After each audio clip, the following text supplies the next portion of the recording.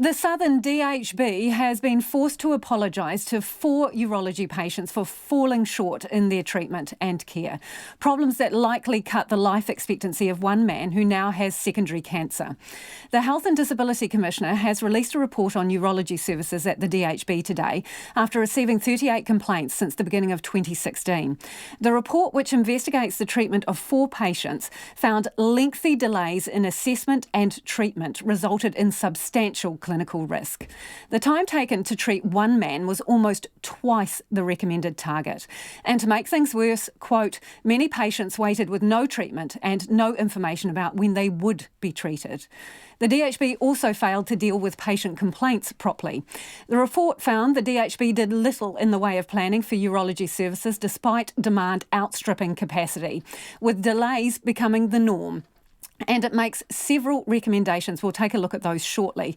But first, the 4 patients are named in the report as patients A, B, C and D.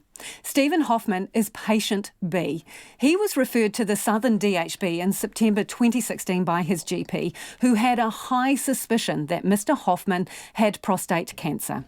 He should have been seen in weeks. Instead, it took months. Checkpoint's South Island reporter Logan Church travelled to Gore to meet him. I wish to pass on my sincere apologies for the delay experienced and for the distress caused to you and your family during your treatment at Southern DHB. I'm sitting at the kitchen table of Stephen Hoffman, a 64-year-old cancer battler. He lives in Gore, 2 hours' drive from Dunedin. He's reading out a letter sent to him last month by the Southern DHB. The level of care you received was unacceptable. We are acutely aware of... Stephen Hoffman's cancer journey began with the Southern DHB just over 3 years ago, back in September 2016. It was actually my wife's birthday. My doctor puts together a referral for me, enlarged, hard, prostrate, high suspicion of cancer. 3 days later, the 15th of September, the DHB classified Stephen as Priority 3, meaning semi-urgent, expected to be seen within 6 weeks. But nothing happened. It got close to Christmas and I just said to my wife, I said, well, I'm not going to get seen this year, so consequently it rolled into next year. Stephen was only seen in late February 2017. 20th of February, we have this appointment. And basically, the hospital says, after I got triagged, I got lost in the system. 5 months had gone by. Should have been seen and done in 61 days. The surgeon, he said to me, if he'd known about it, you would have been seen, all done in 61 days. That would have probably meant that I wouldn't have needed any radiation, chemo, gone through all that, and I would have been ready for work at the start of 2017, and I would have been out in the workforce making money for the country as a taxpayer. As it is, I'll never work again.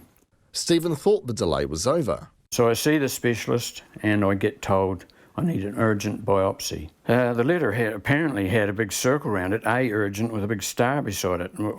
I just got told I needed a biopsy. I didn't get told how urgent that was. So anyway, get told 2 to 5 weeks. I ring on the day of 2 weeks and the girl says to me, oh, you're not even in the system. How? And here's me going, oh, geez, I'm lost again. And during this wait, life was getting difficult. He lived on pills and tablets and multivitamins. He struggled to pee. I'd been driving a log truck. On that day, on the 20th of February, they stuck a catheter in me, so for the next 19 weeks I drove that log truck with this blooming catheter in me, and it actually was quite funny. A couple of times I pinched that bag and there was bloody stuff running everywhere. I'm telling the guys to get out of the road on the skid site and turned it into a bit of a laugh. Stephen's prostate was removed on the 6th of July 2017. During this time he couldn't work. His holiday leave and savings dried up. He put in an ACC claim in 2017. Checkpoint spoke to him at the time.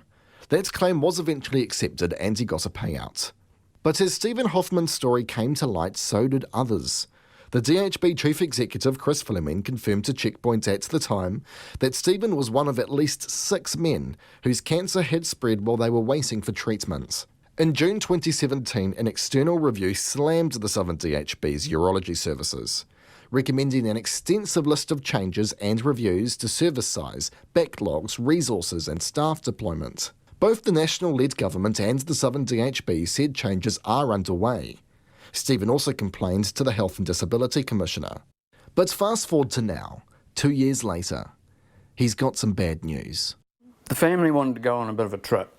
They're going to go on it, I'm not going now, because I really couldn't answer the insurance questions properly, so I asked for a CT scan, which was actually 7 months ahead of a routine one I was going to get. So I'm lucky in that way. But so the result came back. I was just expecting to be able to fill out the questions for the insurance, but the result came back. They said, he called me in and said, right, you've got cancer in your lungs now. That was 4 months ago.